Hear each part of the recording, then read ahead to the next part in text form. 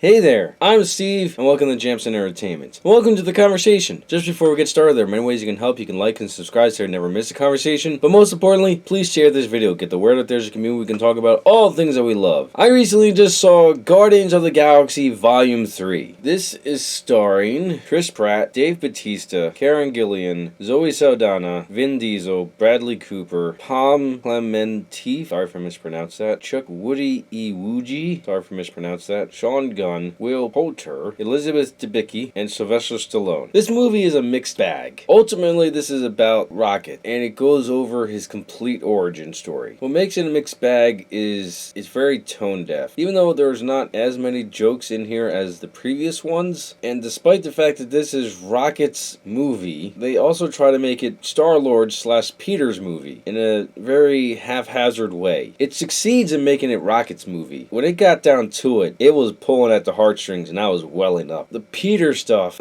James Gunn wrote and directed this. I believe he did that for the first two as well. Well, I know he directed it, but I think he solely wrote the first two as well. And the first two are great movies. They are awesome character stories, and watching Star-Lord / Peter Quill going through his emotions, sorting through his past, and seeing him become the person that he is, great job. Even when he's written into the other movies, Infinity War and Endgame, still doing a great job of his story. This one, why is he whining about Gamora for the first quarter of this movie? I was like, come on already. He kept on doing, you remember this, you remember this, you remember this? And he exposits her entire backstory, at least the original Gamora's backstory, to the past Gamora, who's not the Gamora that was in Guardians 1 and 2 and Infinity War. I mean, ultimately, he matures about it and accepts things as they are. I thought Quill was mature enough by this movie to not be a whiny little brat about his dead girlfriend, because his girlfriend is dead. They point that out numerous times in this movie. This is not the same Gamora. And this is in the trailer. Gamora makes a joke how he's describing the other Gamora that's really describing Nebula. And the joke is like he has feelings for her. Why can't that be an option? Why can't he move on and fall in love with Nebula and Nebula fall in love with him? Why not? If you're gonna give this guy a love story, why not do that? But no, he has to whine about Gamora for a quarter of the movie. Oh, I forgot. In going through the cast, Nathan Fillion's in this. He plays a lead security guard, and it's pretty funny. The A-plot, which should have been the complete focus, is Rocket, and that's where this movie excels. In going over his origin stories, you learned that he was in a litter of raccoons, and this ominous hand goes into this cage to pluck out Rocket. The person that does that is called the High Evolutionary.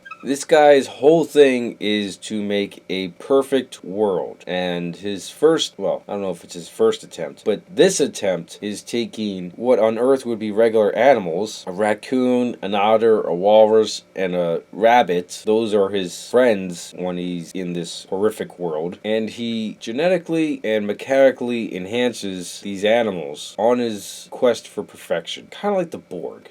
It's not a collective, though. He's playing God. And he actually, I mean, I disagree with this line, but he has a really good line about God in there. And it's pretty funny. But I won't give it away. You should watch the movie for that part. At one point, Rocket escapes, and, well, if you've seen the first two Guardians movies and the rest of MCU, you know the rest. Aside from the Peter Quill stuff, I really enjoyed myself with this movie. I do recommend you go out and see it, and then when it comes out on Blu-ray, you gotta get this on Blu-ray. Those are my thoughts on Guardians of the Galaxy Volume 3. Let me know your thoughts in the comments below. Thank you for watching, and live your imagination!